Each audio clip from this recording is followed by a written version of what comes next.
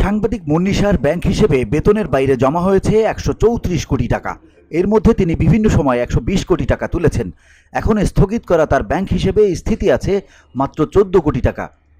কবির হোসেন তাপস এবং তাদের মালিকানাধীন এমএস প্রমোশনের ব্যাংক হিসেবে এসব অর্থ পেয়েছে বাংলাদেশ ফাইন্যান্সিয়াল ইন্টেলিজেন্স ইউনিট। কোথা থেকে এলো এত টাকা? এই অর্থ পাচার হয়েছে কিনা তা খতিয়ে দেখছে আর্থিক গোয়েন্দা সংস্থা বিএফআইইউ। গত 5 আগস্ট রাজনৈতিক পরিবর্তনের পর 6 অক্টোবর বিএফআইইউ মুন্নিশার ব্যাংক হিসাব তলব করে। তার ব্যাংক হিসাবের বাইরে গুলশান তেজগাঁও লিংক রোড এলাকায় শান্তিনিকেতনে 165 রোজা গ্রিনে তাদের একটি ডুপ্লেক্স বাড়ির সন্ধান পেয়েছে গোয়েন্দা সংস্থা। বাংলাদেশ ব্যাংক সূত্রে জানা গেছে, ওয়ান ব্যাংকের কারওয়ান বাজার শাখায় মুন্নিশার স্বামী কবির হোসেন তাপসের মালিকানাধীন এমএস প্রমোশনের নামে 2017 সালের 2 মে একটি হিসেব খোলা হয়, যেখানে মুন্নিশাকে নমিনি করা হয়েছে। এ ব্যাংকে চট্টগ্রামের খাতুনগঞ্জ শাখায় জনৈক মাহফুজুল হকের মালিকানায় প্রাইম ট্রেডার্সের নামে 2004 সালের 21 জুলাই একটি হিসাব আগেই খোলা হয়।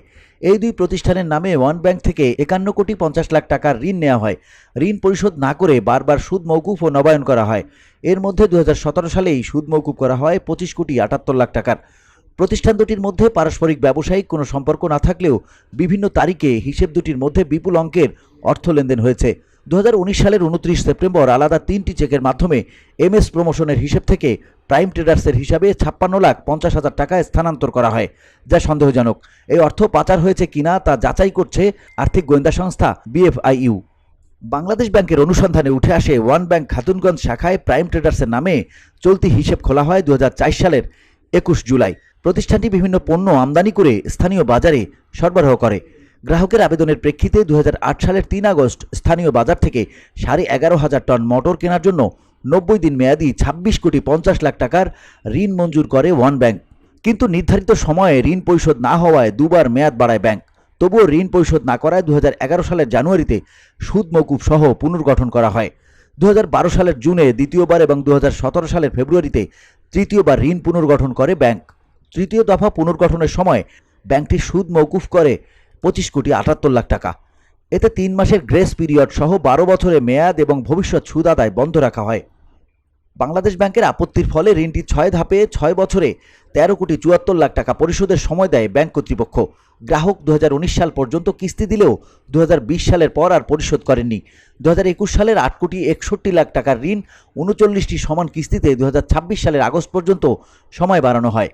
ওয়ান ব্যাংকের কারওয়ান বাজার শাখার মুন্নিশার স্বামী কবির হোসেন 2017 সালের 2 মে এমএস প্রমোশন নামে একটি বিজ্ঞাপনী সংস্থার চলতি হিসাব খোলেন। কবির হোসেনের আবেদনের প্রেক্ষিতে ওই বছরের 6 জুন 18 কোটি টাকার ওভারড্রাফট ঋণ দেওয়া হয়। ঋণের দায় শোধ না হওয়ায় গ্রাহকের আবেদনের প্রেক্ষিতে ব্যাংকের নির্বাহী কমিটির 2019 সালের 27 জানুয়ারি সভায় ঋণটি নবায়ন করা হয়। পরবর্তী সময়ে একই বছরের 24 নভেম্বরের নির্বাহী কমিটি সভায় অপরিশোধিত ঋণ হিসাবটি নবায়ন সহ ওডি ঋণ সীমা বাড়িয়ে 25 কোটি টাকা করা হয়। 2022 সালে ঋণ হিসাবটি 5 বছর মেয়াদী ঋণে পুনঃতফসিল করা হয়েছে। মুন্নি সাহা টেলিভিশন সাংবাদিক ও টকশো সঞ্চালক হিসেবে পরিচিত। তিনি আজকের কাগজ ও ভোরের কাগজে দীর্ঘ সময় কাজ করার পর 21 টেলিভিশনে যোগদান। এরপর এটিএন বাংলায়, সেখান থেকে এটিএন নিউজে যোগদান তিনি। 2023 সালের 31 মে তিনি এটিএন নিউজ থেকে পদত্যাগ করেন।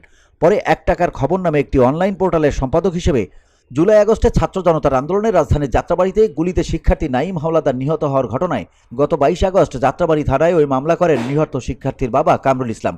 সেই মামলার আসামি Munni Saha. BOD Bangla news desk.